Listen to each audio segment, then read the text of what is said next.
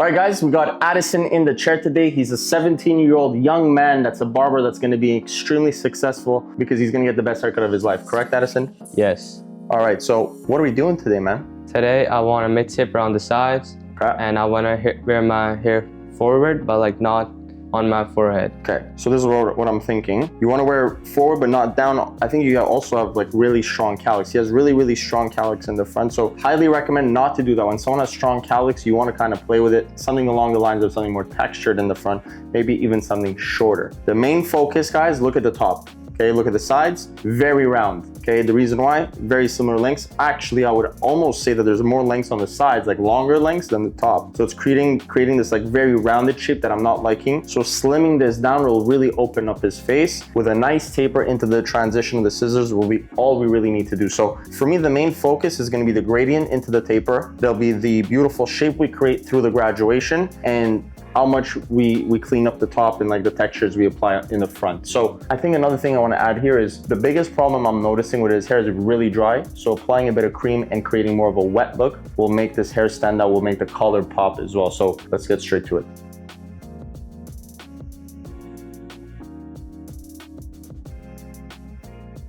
All right, guys, first step, because this is going to be a shorter haircut, let's isolate how the crown sits naturally just by looking at the roots.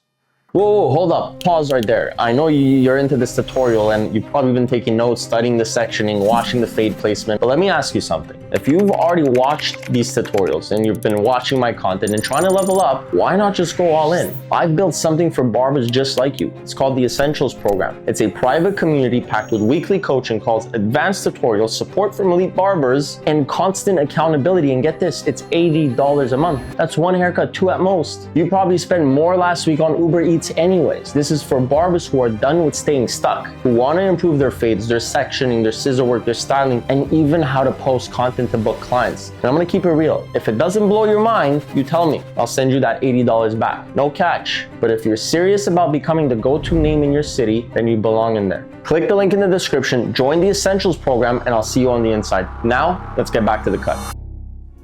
And just following the natural growth pattern. Again, a lot of the times, guys, the hair will tell you what it wants and what it needs. Just look at the roots. If there's a bounce, it's reacting negatively, place it how it wants to place. Okay, in this case, if I bring the hair down, I'm looking at the roots. If the roots has a strong bounce, that means the bounce is doing this like kind of rounded shape, then it needs to go towards the top. Bring the head forward. Okay, and look at this. Section one, just like that. Come from underneath.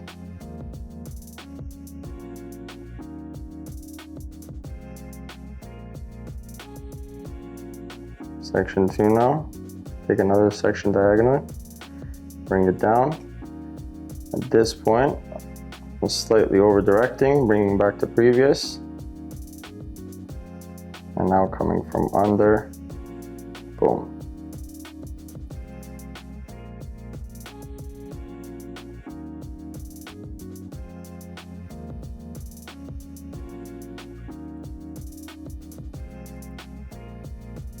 Beautiful. Look at that beautiful shape now that we're creating. Okay, step 4. Same process, nothing changes, guys.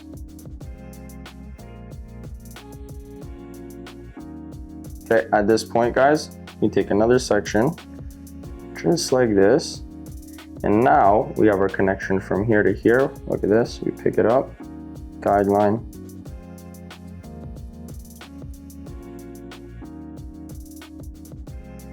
Okay, section 2.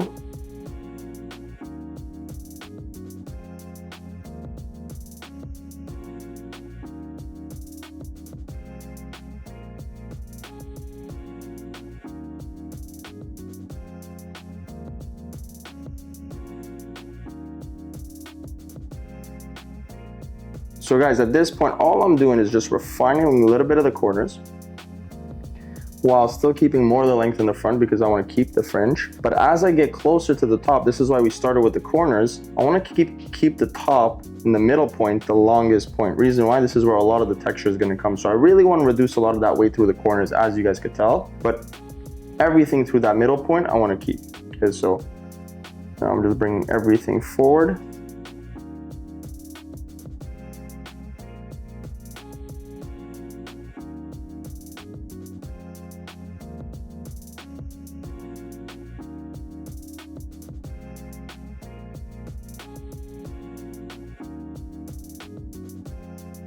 Okay, time to do the taper. Okay, step 1, we're gonna go to number 3, right into that beautiful graduated weight line.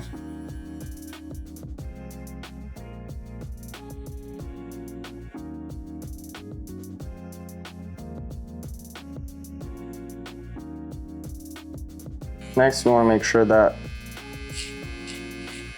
zero line is nice and high.